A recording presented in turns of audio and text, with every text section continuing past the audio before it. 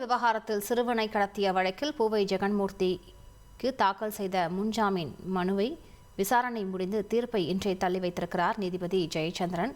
ஏற்கனவே ஜெகன்மூர்த்தி விசாரணைக்கு ஆஜராகிவிட்ட நிலையில் எதற்காக கைது செய்ய அவசியம் உள்ளது என நீதிபதி கேள்வியும் முன்வைத்திருக்கிறார். இது பற்றிய அண்மை செய்தியை நாம் பார்த்து வருகிறோம்.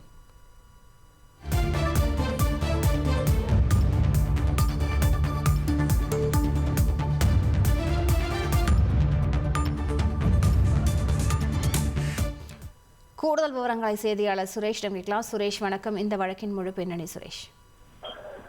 வணக்கம்.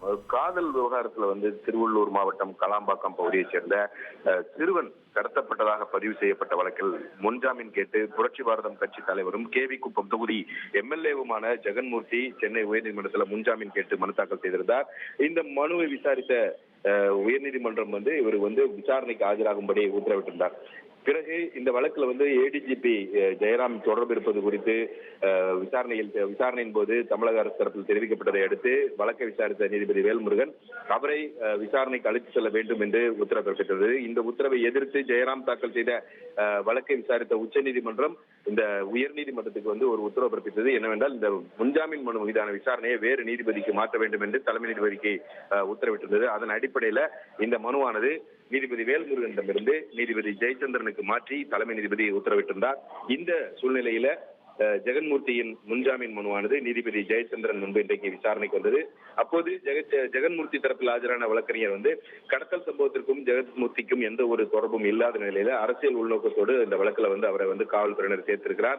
மேலும் ஏற்கனவே உயர்நீதிமன்ற உத்தரவின் அடிப்படையில விசாரணைக்கு முழு ஒத்துழைப்பு அளித்துள்ளதாகவும் சிபிசிஐடி விசாரணைக்கு முழு ஒத்துழைப்பு வழங்க தயாராக இருப்பதாகவும் தெரிவித்தார். மேலும் இதனால் தனக்கு முன்ஜாமீன் வழங்க வேண்டும் என்ற ஒரு கோரிக்கை முன்வைத்தார். காவல்துறை தரப்புல ஏற்கனவே இந்த வழக்குல கைது செய்யப்பட்டவர்கள் ஜெகன்மூர்த்தியை சந்தித்த சிசிடிவி காட்சிகள் தாக்கல் செய்யப்பட்டன. மேலும் விசாரணைக்கு சிபிசிஐடிக்கு மாற்றப்பட்டிருக்கக்கூடிய சூழல்ல தற்போதைய நிலையில முன்ஜாமீன் வழங்கக்கூடாது. இந்த ஒட்டுமொத்த கடத்தல் சம்பவத்துக்கும் மூளையாக செயல்பட்டது ஜெகன்மூர்த்தி தான் என்பது விசாரணையில் தெரிய வந்திருப்பதாகவும் தெரிவிக்கப்பட்டது. ஜெகன்மூர்த்திக்கும் ஏடிஜிபிக்கும் உள்ள தொடர்பு குறித்து விசாரிக்கப்பட வேண்டியிருப்பதனால அவருக்கு முன்ஜாமீன் வழங்கக்கூடாது. அவரை காவலில் வைத்து விசாரிக்கப்பட வேண்டிய அவசியம் இருக்கிறது என்று காவல்துறை தரப்பில் ஆஜரான கூடுதல் தலைமை வழக்கறிஞர் ரவீந்திரன் தெரிவித்தார். அனைத்து தரப்பு வாதங்களையும் கேட்ட நீதிபதி இந்த வழக்குல இன்றைக்கு உத்தரவு பிறப்பித்ததாக கூறி வழக்கின் தீர்ப்பை தள்ளி வைத்திருக்கிறார். விவரங்களுக்கு நன்றி சுரேஷ். Trend friend ஆக்கிக்கோங்க. 2.5 கோடிக்கும் அதிகமான தந்தி டிவியின் சப்ஸ்கிரைபர்ஸ் அண்ட் ஃபாலோவர்ஸ் குடும்பத்துல நீங்களும் இணையுங்க.